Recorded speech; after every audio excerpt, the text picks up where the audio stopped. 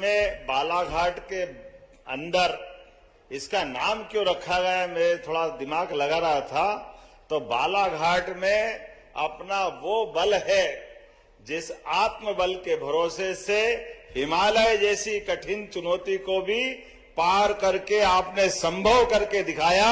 जोरदार अभिनंदन अपने आप के प्रशासन के साथ करें। कहाँ ऐसा लग रहा था कि ये 35 साल पुरानी लाइलाज बीमारी, कैंसर जैसी बीमारी कभी खत्म नहीं होगी। मैं भी जब आया बैठा, जब शुरुआत में मीटिंग ली तो बड़े प्रेम से इस बात का प्रकटीकरण करते करते धीरे से एक बात रखने में आती थी।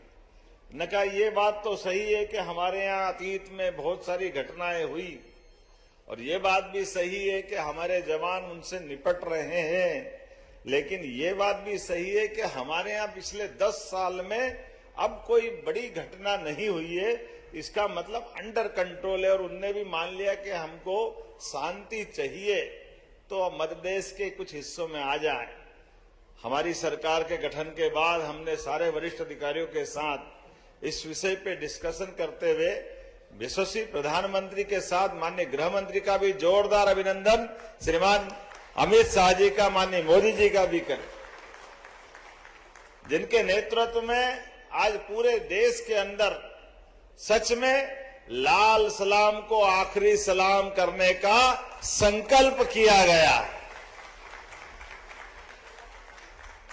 जब पूरे देश में माहौल बना और एकदम असंभव से संभव करने वाले संकल्प की प्रतिपूर्ति के लिए तारीख का निश्चय भी हो गया, तो ये वाकई में बालाघाट के अंदर ये जो हमारे माध्यम से, हमारे जवानों के माध्यम से, सभी प्रकार के अधिकारियों के माध्यम से कई प्रकार के ऐसे चुनौती वाले काम, ये वास्तव में आज होली, दिवाली, सारे त्योहार एक साथ मनाने का आनंद आ रहा है। मैं वाकई आपको दिल से बधाई दे रहा हूं, आपका अभिनंदन कर रहा हूं। जिस स्थान पर खून की होली होती थी, जिस स्थान पर जाने के लिए कोई नाम सुनता तो ऐसा लग रहा कि बालाघाट नहीं हो गया, कोई काला पानी की सजा हो गई। किसी अधिकारी को, कर्मचारी को, व्यापारी को, किसान को, आम समाज को दूर से आने में एकदम ऐसा लगता था कि क्या हो गया। और ऐसी उतनी बड़ी चुनौती कि आखिर बालाघाट के अंदर डिंडोरी, मंडला, बालाघाट, अभी जिस प्रकार से आपने वास्तव में, मैं प्रशासन के साथ सभी अधिकारियों को बधाई देना चाहूंगा, आपने अमर जवान ज्योति के माध्यम से वो सब कुछ संकलन करते हुए अपने वीर सिपाहियों को, अधिकारियों को जो उनकी श्रद्धांजलि दी है, जोरदार बधाई, अभिनंदन करता हूं। वास्तव में मुझे गर्व है कि हमारे जवानों ने अपनी शहादत देते हुए एक तरह से असंभव काम को संभव करके दिखाया। और बदलते दौर में माननीय प्रधानमंत्री वाकई अद्भुत, ये हमारे लिए वर्तमान के समय में वरदान है। यशस्वी प्रधानमंत्री का नेतृत्व, मैं उनको बधाई देना चाहता हूं, श्रीमान नरेंद्र मोदी जी को, आप सबके माध्यम से भी, जिनने देश के सारे उलझे सुलझे प्रश्न, जिससे देश की प्रगति रुकती है, लोगों की प्राण की रक्षा होती है। बताइए, आज कोई किसी के घर से किसी का एक कोई परिवार का सदस्य चला जाए, कैसा कष्ट होता घर वालों को, और असमय चला जाए तो और भारी दुख होता है।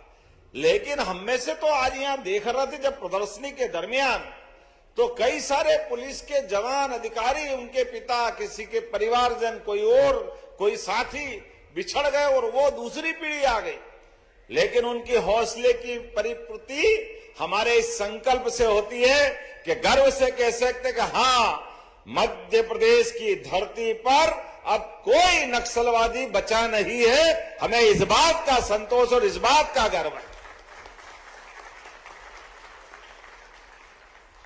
कितना आश्चर्य लगता है, सरकार का मंत्री, मित्रों ये जरूर बोलना चाहूंगा मैं, और बड़े दुख के साथ बोलना चाहूंगा, लेकिन थोड़ा सा मंच मुझे अनुमति देना, बुरा मत मानना, जिनके मंत्रिमंडल के साथी की एक तरह से यहां निर्मम हत्या हो गई और यहां के जवानों ने जान की बाजी लगा करके नक्सलवादियों को खत्म किया। वो बजाय इस बात की प्रशंसा करने के लिए वो उनके साथ खड़े दिखाई दिए, जिनके कारण से समस्या खड़ी हो गई। बड़े दुख के साथ कहना पड़ेगा, मुझे इस बात की प्रसन्नता है हमारी सरकार ने सभी दलों की सीमाओं से ऊपर उठ करके एक असंभव से असंभव लगने वाले काम को संभव करके दिखाया। ये उसका प्रतिपूर्ति है, ये उसका परिणाम है, ये उसका पारितोषिक है।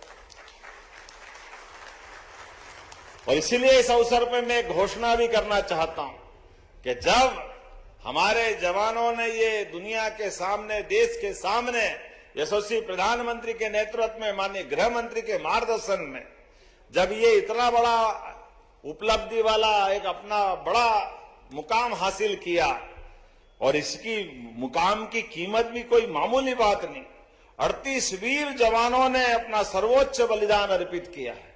ये छोटी मोटी बात नहीं है। हमारी मध्य प्रदेश सरकार के एक मंत्री की शहादत यहां हुई, स्वर्गीय लखीराम कावरे जी, उनका अपना यहां बलिदान हुआ। वो जो वो प्रदर्शनी दिखा रहे थे, उस प्रदर्शनी में कहा कि उसके पहले जंगल के अंदर घटना हो रही थी, अब जंगल से बाहर आने का दुस्साहस भी नक्सलवादियों के हौसले की हम कल्पना कर सकते, वो कहां तक सोच रहे थे। और उतना ही नहीं, क्या क्या प्रकार के टिफिन बम से लगाकर के कितने प्रकार के हथियार कहां कहां से वो कैसे कैसे सोचते थे। ऐसा लग रहा था जंगल राज आ गया। लेकिन मुझे इस बात की प्रसन्नता है, हमारी पुलिस ने हमारी सरकार के बनने के बाद प्रशासन के साथ मिलकर के, यद्यपि 1990 से चालू होने वाली ये घटनाओं की पहली एफआईआर तो 1990 में हुई थाना बिरसा में, और 90 से लेके 2025 तक 38 पुलिस जवान, 27 आम नागरिक, सबकी शहादत हुई है, सबका बलिदान हुआ है। मैं बाबा महाकाल से कामना करता हूं, हमने उनको अपने इस जीवन में खोया तो हमने चुन चुन के बदला लेकर सामने आने वाले नक्सलवाद की जड़ों को समाप्त करने का निर्णय पूरा किया है। ये बाबा महाकाल का आशीर्वाद है। यद्यपि चुनौती बहुत बड़ी थी, मध्य प्रदेश छत्तीसगढ़ की 800 वर्ग किलोमीटर की बॉर्डर, जिसमें बालाघाट, मंडला, डिंडोरी, 220 किलोमीटर की बॉर्डर नक्सल, और खास करके फॉरेस्ट का इतना चुनौती भरा माहौल कि ऐसे अंदर में जब व्यक्ति को व्यक्ति नहीं दिखता है, तमाम प्रकार के जंगली जानवर अंदर रहते हैं, और चुनौतियां बारिश से लेकर सब मौसम की अलग रहती है। हमारे फॉरेस्ट के सघन वन के अंदर भी लगातार अभियान चलाते हुए अकेले 2025 में भी नक्सल परिदृश्य के अनुरूप रणनीति में लचीलापन ला करके आपने मेगा कासो रणनीति बनाई, जिसमें नक्सलियों की सूचना मिलने के बाद एक क्षेत्रफल के अंदर धकेलते हुए बाकायदा 3 तरफ से उनपे अंकुश लगाने का जो प्रदर्शन किया है, वो प्रदर्शनी के माध्यम से समझ में आता है। इसका परिणाम निकला है कि लगभग 38 मेगा कासो ऑपरेशन के माध्यम से 2 से लेकर 7 दिन तक ये अभियान चलाए, और 815 पार्टियों ने इसमें भाग लिया, और इसका परिणाम 4 दुर्दांत नक्सलियों को न्यूट्रलाइज करने में पुलिस को सफलता मिली। मैं बधाई देना चाहता हूं। 2025 में अब तक के सर्वाधिक 4104 नक्सल विरोधी अभियान के सफल ऑपरेशन चालू किए, जिसमें 23% पिछले वर्ष की तुलना में ज्यादा है। और इतना ही नहीं, मानसून की कठिन परिस्थिति में भी नदी में फिसलन, पहाड़ों पर तमाम प्रकार के खतरे, जंगली जानवर का खतरा, सब चुनौतियों के बावजूद भी आमतौर पर बारिश में ऐसे ऑपरेशन बंद हो जाते थे। लेकिन हमारे प्रशासन के साथ पुलिस के जवानों ने अपनी जान की बाजी लगा करके 2025 में बारिश के समय भी 1239 ऑपरेशन किए। जोरदार अभिनंदन करें ऐसी चुनौतियों के बीच भी। इसका फर्क ये पड़ा कि नक्सली दलम जंगल में एक स्थान पर टिक नहीं पा रहे, लगातार भागते रहे। उनका अपना लगातार जिस प्रकार से माहौल बना, मुझे इस बात की प्रसन्नता है कि 2025 में अब तक के 10 सर्वाधिक हार्डकोर सशस्त्र नक्सलियों को हमारी पुलिस ने मार के ढेर किया है। ये हमारे लिए अपने लिए सबसे आनंद की बात है कि जब हमने कहा कि लाल सलाम को आखिरी सलाम और कहा कि या तो सरेंडर करो या मारे जाओगे, ये इस बात की पुष्टि थी कि जिन्होंने नहीं माना उनको ढेर करने का काम हमारे जवानों ने किया है। ये हौसला अफजाई करने के लिए जोरदार अभिनंदन हमारे सभी अधिकारी और जवानों का करें। बोलने के लिए तो मैं बहुत देर तक बोल सकता हूं। सच में इतना अद्भुत आपने काम किया। इसमें 2025 में अकेले 30 से अधिक हथियार और 16,50,000 रुपया और कितने प्रकार की क्या क्या चीजें ली है। वाकई गजब है। लेकिन आज जब मैं आपसे बात कर रहा हूं तो हमारी चुनौती और आगे बढ़ रही है, इसलिए कि हमने अपना एक बड़ा अभियान की पूर्ति की है। लेकिन भविष्य में हमारी सरकार के माध्यम से वो सारे प्रबंध कर रहे हैं कि आप दोबारा इस स्थान पर यहां नक्सलवादियों को अपने पैर जमाने के लिए कोई जगह नहीं मिलने वाली है। ये सारे प्रबंध हमारी सरकार के माध्यम से प्रारंभ करने का निर्णय हमारे द्वारा लिया गया है। और पुलिस प्रशासन सब लोग लगे हैं। कितने प्रकार से आपने काम किए। अकेले बालाघाट पुलिस ने एकल सुविधा केंद्रों के माध्यम से 100 से अधिक स्कूलों का नवीनीकरण प्रारंभ किया है। 150 से अधिक नक्सलवादी प्रभावित स्कूलों का नवीनीकरण और खासकर प्रधानमंत्री के विजन सबका साथ सबका विकास सबका विश्वास, ये जो भाव को उतारते हुए एकल सुविधा केंद्र, हजारों आदिवासियों को वन अधिकार पट्टे, जाति प्रमाण पत्र और खासकर चुनौती वाले मुद्दे पर हमने अपने इस अंचल में रोजगार के लिए भी बड़े पैमाने पे शिविर जुटा करके रोजगार से जोड़ करके जीवन के चुनौतियों में हम सरकार के माध्यम से मदद करने के लिए आगे बढ़ रहे हैं। और इसीलिए हमने निर्णय किया है कि जब हमारा यह कृषि कल्याण वर्ष घोषित हुआ और इस नाते से कृषि कल्याण वर्ष के आधार पर जब हम अपने अलग अलग क्षेत्रों में कृषि कैबिनेट करने वाले हैं ताकि समग्र विकास की कल्पना की जा सके, तो मैं इस बात के लिए कहना चाहूंगा कि इस महाकौशल के बेल्ट में कृषि कैबिनेट बालाघाट में की जाएगी। इसी स्थान पर